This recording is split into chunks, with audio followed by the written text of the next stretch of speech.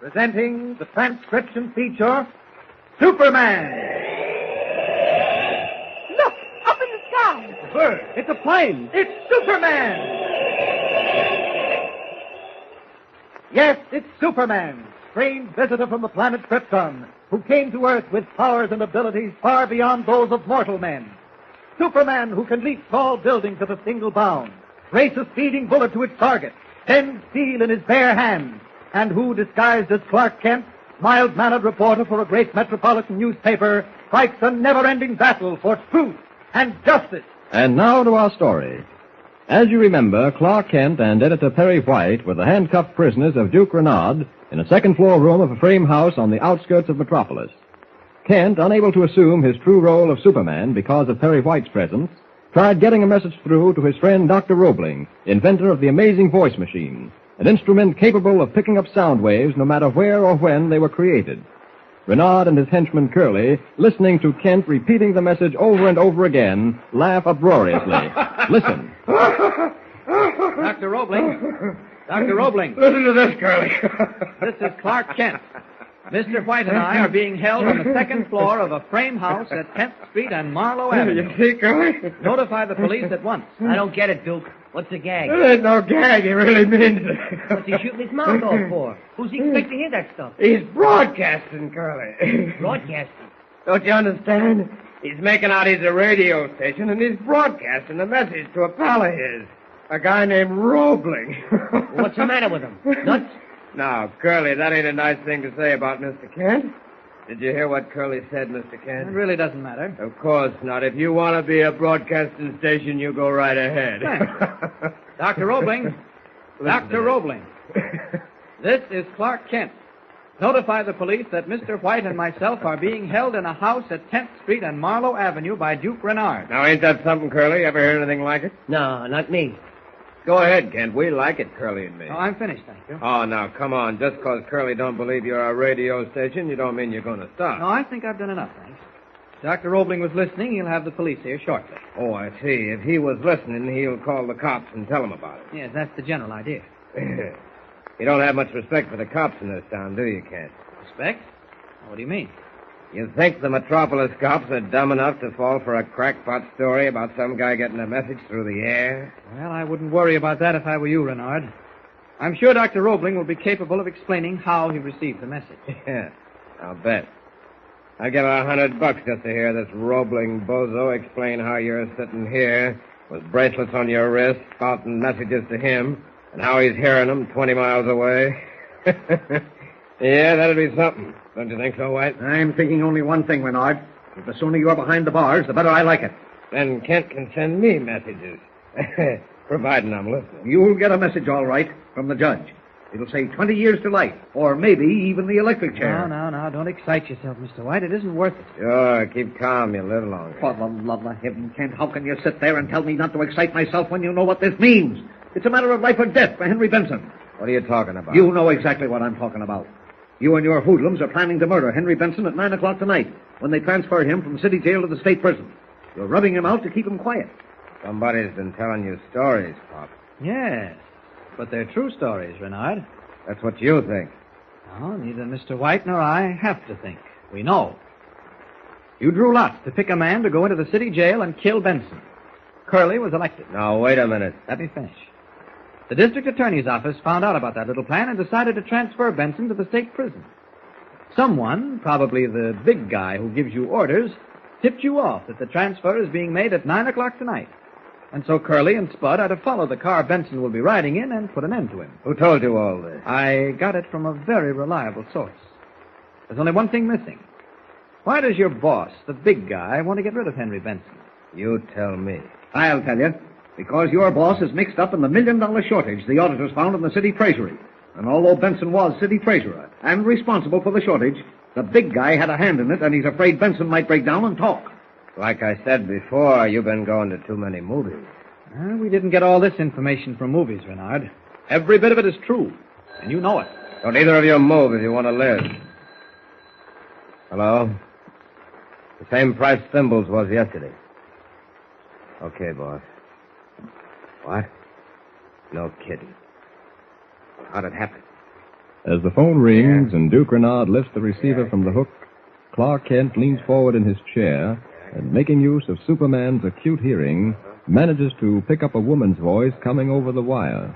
What's the difference? How it happened? Stop asking silly questions and listen to me. Okay. 2 squad cars left here about 3 minutes ago. Warren followed them with some detectives. We'd better scram in a hurry. What about these 2 guys? What 2 guys? Kent and White from the newspaper. They know plenty. What can they know? Everything. The whole setup. Then get rid of them.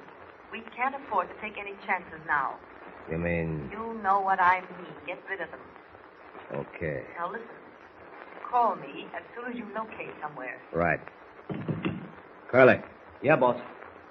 Someone tipped the cops. They're on the way here. What did I tell you? Don't worry, Pop. It won't do you no good. Curly, tell Spud to start the car and get me a couple of hunks of rope. Okay. So, the police have finally caught up with you, Renard. Not yet, buddy. It's a long way from headquarters out here. We still got time. Your goose's cooked, Renard. Not mine, Pop. Yours. Here's the rope, Duke. Good. Tie up the old guy. I'll take care of Kent. You keep your hands off me. Pipe down, Grandpa, or I'll slug you. Don't have to go to all this Take trouble, me. Renard. We can't follow you, not with these handcuffs on. I just want to make sure you don't bust loose when things start to get a little hot. There we are. That'll hold you. All done, Curly? Yep. Okay, let's go. So long. Why, that low-down snake in the grass. I'd just like to get my hands on him once, that's all. Now, don't exert yourself, Mr. White. You can't loosen that rope. Oh, now, who do you suppose called him to tell him the police were on the way? It was a woman, Mr. White. Huh? What? Well, how do you know? I heard her voice over the wire. She told him exactly how many cars were coming. 3 in all. 2 squad cars and 1 with the district attorney and some detectives. You mean to say you heard all that? Oh, yes, she had rather a loud voice. Well, I didn't hear a thing. I guess I am getting old. But anyway, what good does it do us? Renard and his pack of vermin are gone. We'll catch up with them. The important thing is that they won't dare try to get Benson tonight. At least we accomplished... What's the matter? I smell smoke.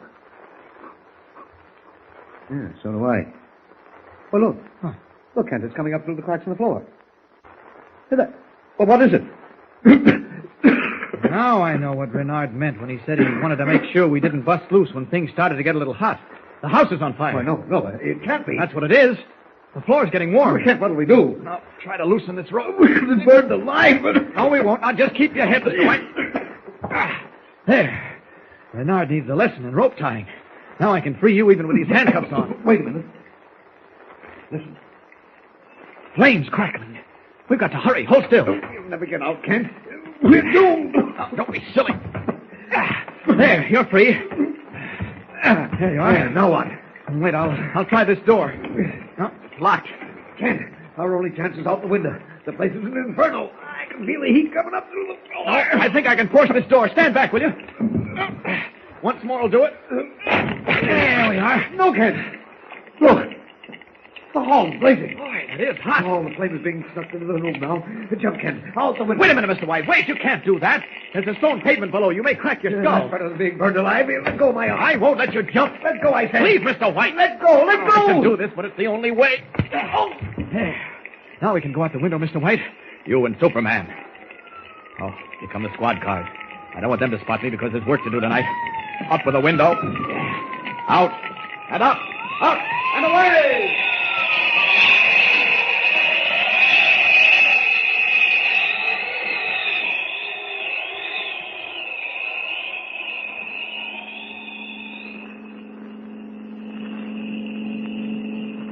Slow down, Spud.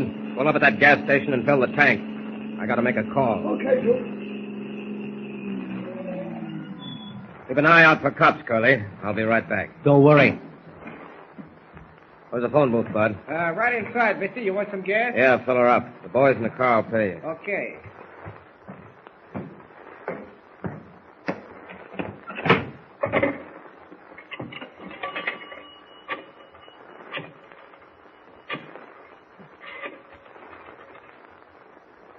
Hello?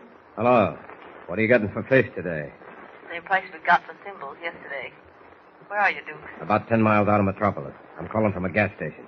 What happened? Everything's okay. Are you sure? Positive. Good. Now listen to me. If 7:20 now. Benson is leaving the city jail at 8 instead of 9. How come? Never mind. There'll be 2 deputies in the car, one at the wheel and one sitting with Benson. Okay. Where are you going to head the car off? Near the Red River Bridge. All right. But remember, this time it's got to be right. Don't worry, it will. Call me at the other number as soon as you're through. Right. So long. So long.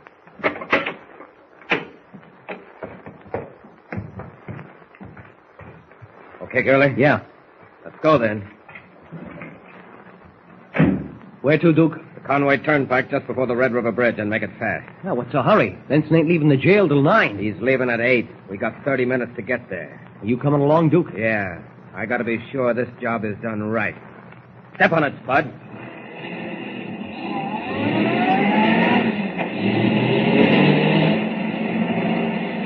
"30 minutes to get to the Conway Turnpike on an errand of death.